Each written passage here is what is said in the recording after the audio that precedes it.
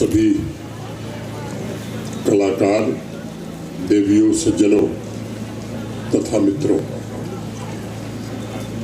हजारों वर्ष के इतिहास, कला, संस्कृति, शिल्प, परंपरा तथा आध्यात्मिक विरासत को समेटे श्रीनगर शहर के इस हेरिटेज फेस्टिवल 2025 में उपस्थित होकर मुझे अत्यंत प्रसन्नता का अनुभव हो रहा है। मुझे इस बात की भी बेहद खुशी है कि पिछले कुछ वर्षों में इस शहर के सपनों के साथ जीने का अवसर मुझे भी मिला है। इसके मिजाज को मैंने करीब से देखा और समझा है। पिछले 4-5 वर्षों में प्रशासन के अनेक साथियों ने नागरिकों की क्वालिटी ऑफ लाइफ तथा कला एवं संस्कृति को बढ़ावा देने के लिए मेहनत भी की है और मुझे प्रसन्नता है कि पहले 2021 में श्रीनगर को शिल्प एवं लोक कला श्रेणी में यूनेस्को क्रिएटिव सिटी की उपाधि भी प्राप्त हुई थी। फिर 2024 में वर्ल्ड क्राफ्ट काउंसिल के द्वारा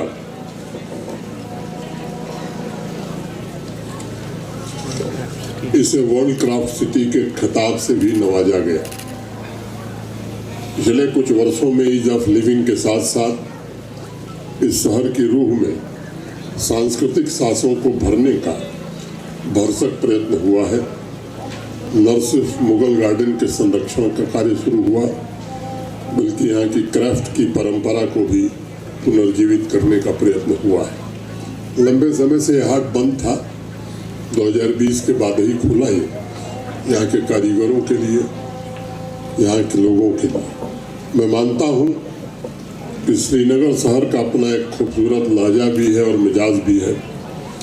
इस शहर में एक मासूमियत भी है।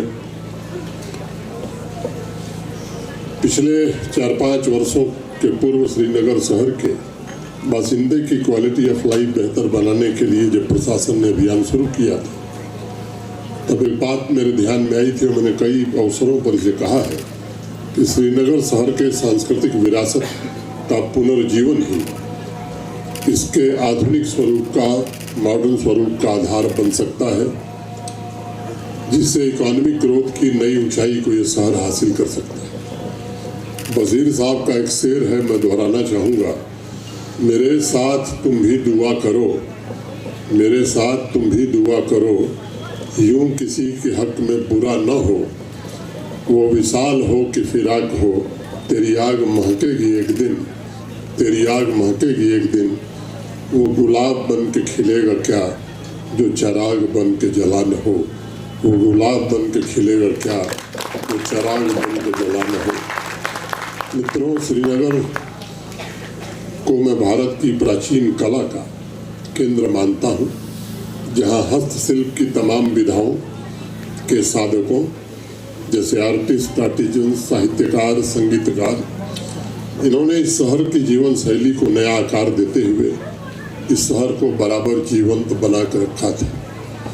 आमतौर पर अगर आप देखेंगे तो शहरों की सबसे बड़ी खूबी यही है कि उन शहरों को ईंट पत्थर से नहीं बनाया जा सकता, बल्कि शहरों की सांसों में सांस्कृतिक जीवंतता बहुत आवश्यक होती है। आज भी इंसान अनेक मॉडर्न आविष्कारों के बगैर जी सकता है, लेकिन वो अपनी मजबूत विरासत की जड़ों के बिना बहुत दिन तक जिंदा नहीं रह सकता।